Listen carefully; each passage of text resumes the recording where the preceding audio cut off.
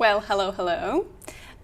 Welcome to my YouTube channel. Come on in, take a seat. I welcome all the most diligent English learners ever. So if you're here, you're one of those. And this is the channel where we learn English, explore English. We try to seize every opportunity to learn more and to find out more about this amazing language. My students are forever asking me like, Kate, please, could you post some information about slang words? Could you teach us some slang words and so on and so forth? And I was thinking how to do it properly. I racked my brain really hard on how to introduce the slang words because I consider just doing it like a list, well, not very interesting, kind of boring. And then I saw People magazine and I decided I opened the People magazine and I started reading it and I understood and realized that this is a huge, amazing source of all the slang words, and not just the slang words, but also the example of how creative you can become when using language. And that is why today we're going to read one of the articles from People magazine, August People magazine issue, and try to explore all the slang we can find there together. At first I was going to make some kind of a stream and to read the whole magazine with you online, but then I realized that it would take about I don't know, maybe 2 hours, maybe more, I have no idea, and I've decided to stick to one article, right, for the starts, and you will tell me how do you find it. I'd really appreciate if you leave some comments and let me know if that was helpful or not. So let's get started. Okay, and today we will be talking about the August issue of People magazine, and in particular the article about Deadpool and Wolverine, which is kind of topical and kind of really pressing because you know that the film is coming out. It has come out. I honestly don't know because I live in Africa and nothing comes out ever here. So I don't know how civilization lives right now. So just forgive me if I'm wrong. If it has already come out, I'm sorry. This particular article is edited by Tom Guglielmo. I hope that I'm reading the name correctly. Tom has been reviewing for People since 2005, and oh my god, when I read this article, I could actually sense the creativity and the inspiring ability of the author, his amazing skill of, I don't know, doing with language whatever he pleases, whatever he wants. We will find some stylistic devices here, some idioms, some slang vocabulary, so I think it's going to be pretty inspiring and amazing journey for you guys, as it was for me. So let's get started. This new Marvel blockbuster drags Hugh Jackman's snarling X-Men hero Wolverine into the cynical, blithely foul-mouthed world of Ryan Reynolds' Deadpool. Logan, as Wolverine is also known, turns out to be a surprisingly obliging guest, politely, even smilingly observant of his host's house rules. In other words, the film is a vehicle for Deadpool and for Reynolds. If there isn't much going on beneath D&W's fussily textured surface of meta-humor, well, that's the point.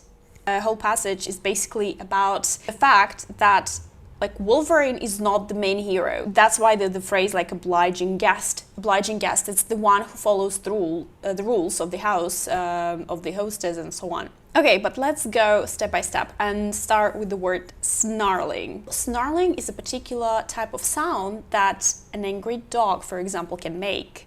So it's kind of growling, and in this particular case, it's applied to Wolverine because, well, he's kind of the monster. And if you look any Wolverine movies, the movies where Wolverine featured as a character, as a hero, you can hear this sound a lot.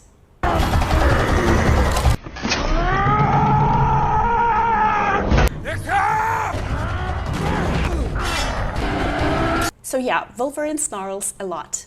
Okay, the next one is blithely foul-mouthed. You know, there are so many that it's kind of difficult to pronounce the two words together.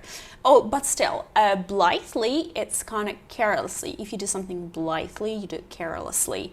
Foul-mouthed, if you hear the person is foul-mouthing, that means they are swearing, okay? So foul is from the word dirty, disgusting, and foul-mouth is dirty, disgusting mouth. If one is foul-mouthing, they are producing dirty, not beautiful, not pleasant words, like swearing. Let's take a look at this amazing expression, fussily textured surface of meta humor. Oh my god, this is something, don't you think so? We're talking about the word fussily. If you do something in a fuss, you do something very quickly, you're busy doing something. And here I think we can presuppose the fact that maybe this particular humor is not really well made, you know, or maybe it was being made in some kind of a hurry. You know, so maybe it presupposes that the quality of this meta humor is not as good. Oh no, the light has been off. As I told you guys, I live in Africa, and well, you know, sometimes these things happen, but it will get back in a moment. Come on light, come on electricity. Like, okay guys, I'm sorry, I have to continue because like we don't know when the electricity is back, so we can't waste our precious time. When it's back, you know what they say. Let's move on, and the next piece, oh yay, it's back, welcome back, okay. What you get is a winkingly self-aware stream of jokes about comic book franchises and Disney corporate might, a superhero's volley of inside industry references. It's a game of pickleball played by giants.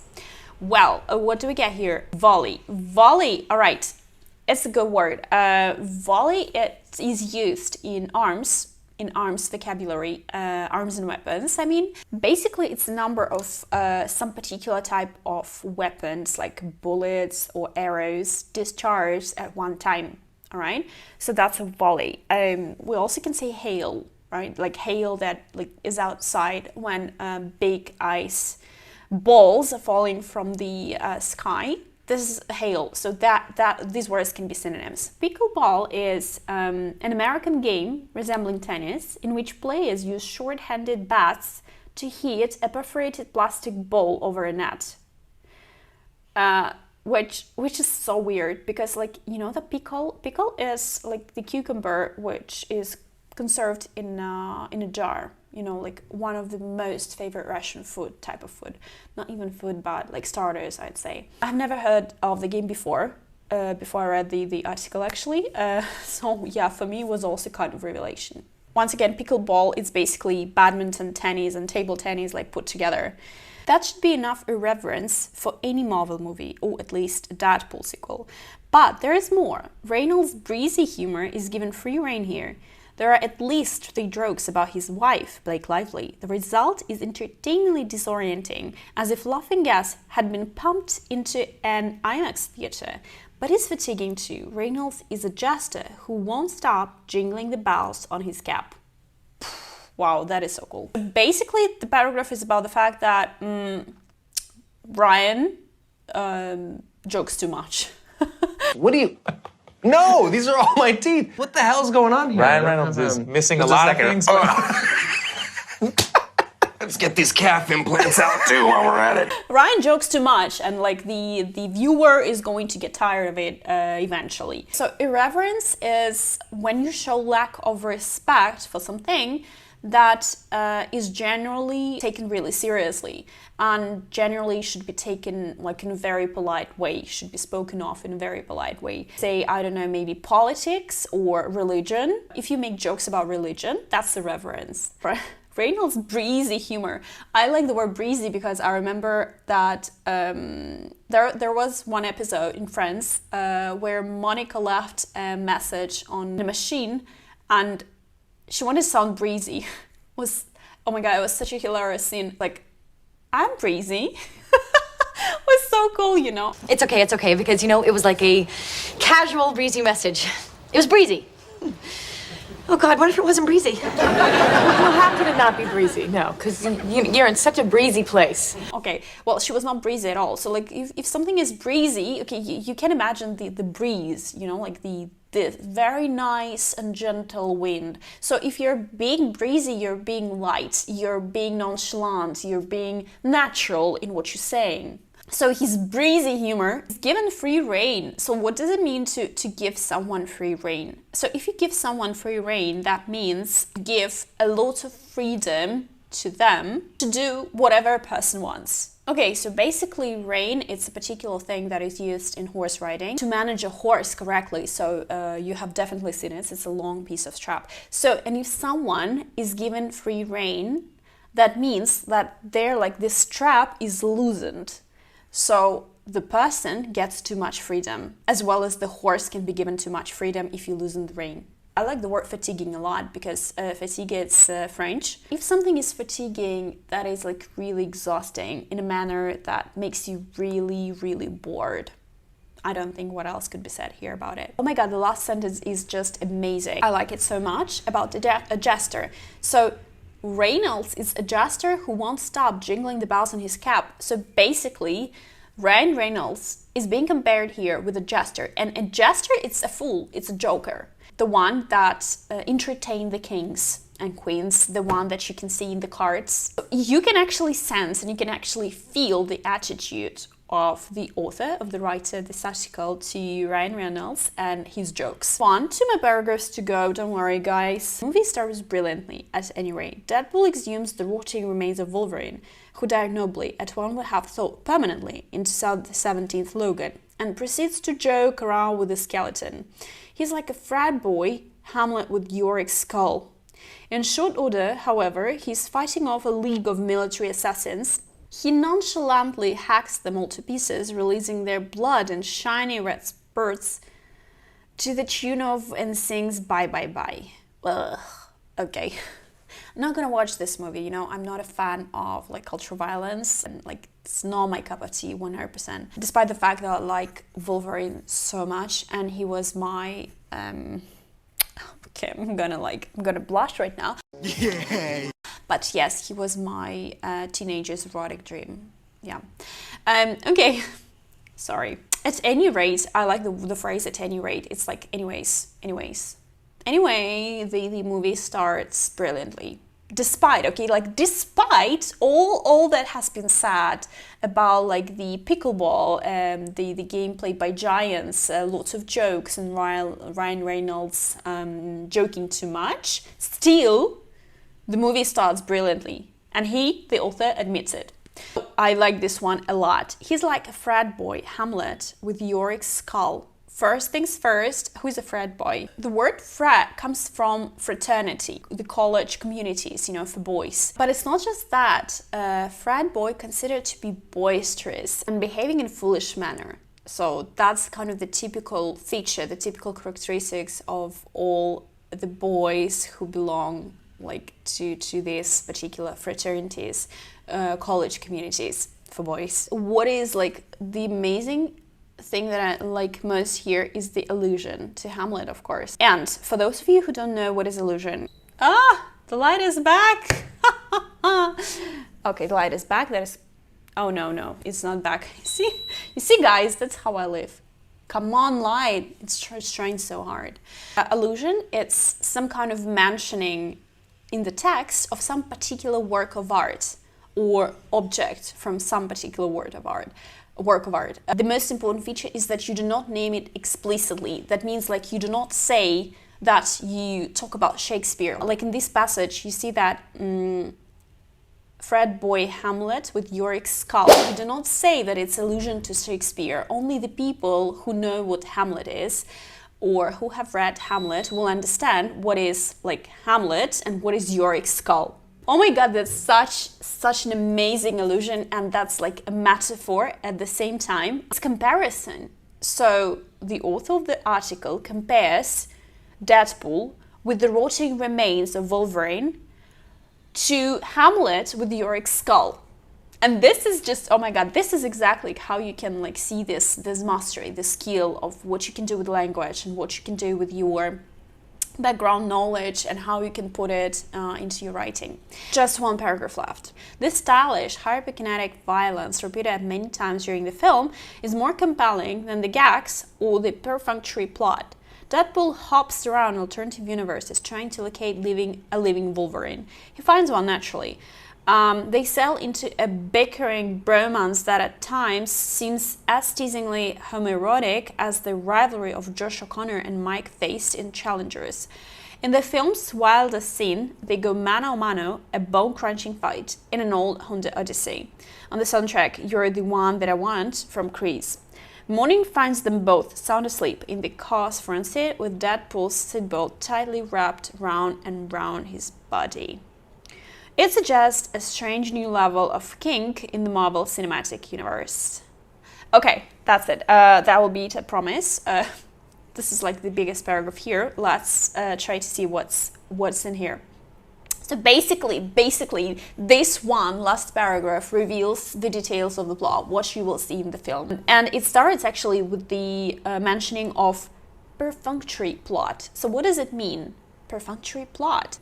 We say that something is perfunctory if it's sloppy, if it's like too superficial, if the person who has been working on it didn't try so hard, and we can sense it right away. It's not deep, it's not that engaging. We see that there is no deep thought put into the plot. They settle into a bickering bromance. Oof, yeah, all right. So if people bicker, they basically fight.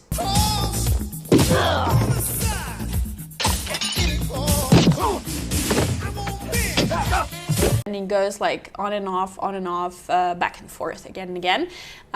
So they fight, they argue, there is some dispute and so on. That's bickering. And bromance, oh, I love this. Like, I love this new word so much. So basically, bro, like brother. The first piece of the word is taken from brother, and romance. So like, it's not just the usual type of romance, but the romance between like men, bromance.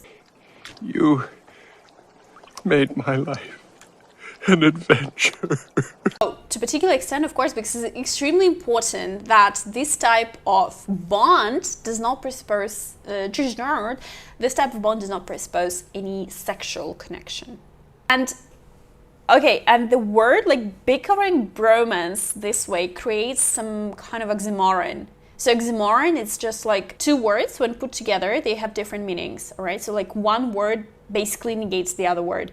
And bickering presupposes something negative. They think that people argue. And bromance presupposes something extremely positive, the fact that people love each other. So that creates this impression that despite the fact that like they fight a lot, they still love each other. The next one, oh, this is my favorite. Okay, this is my like polylingual soul is so happy about. Mano a mano. This is Spanish, of course, and this is a Spanish idiom that came to English. Basically, mano a mano means to compete against each other in a single combat. So, and like if somebody goes mano a mano, in this case, we see Deadpool and Wolverine going mano a mano. That means like they fight against each other single-handedly.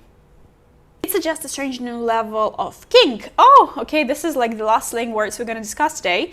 So, what's the kink? It has two very nice meanings that are both present in this particular context. So, first things first, a kink is a sharp turn on the road. So it's kind of a U-turn, something like that. A kink also presupposes the fact that the road, for example, if we're talking about the road, is commonly and usually straight. And if there is a kink, people do not expect it. That's something unusual, that is something not usually being attributed to this particular type of the road, if you know what I mean. Of course, you understand that it also can be used not only in reference to the road. So, I don't know, we can talk about someone's behavior and we can say that there was a kink in his behavior. So usually he behaves in some particular manner and then at some point there is a kink. Wow, something unusual.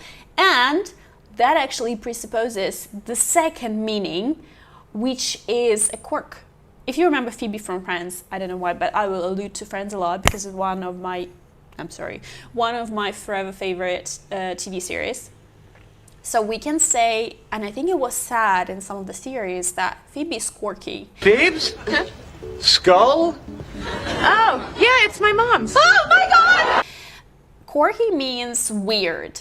Okay, so if we say that there is a kink, we say that there is some kind of eccentricity, some kind of fetish, something that is weird, not natural for this particular thing, and 100% not expected. So, what do you think? Now, guys, that we have read this whole text with you together and we have put apart some interesting phrases and words, let me know in the comments what you think the whole attitude of the author, whose name is Tom, to this new film of Marvel Universe. And of course, let me know if the video was useful, if we should do it again, meet again this way and read the article together and discuss some interesting phrases and words and slang expressions, idioms and so on. Put the article apart, see what it means, what it presupposes, assumes and so on. Thank you so much for watching and I'll be waiting for you here.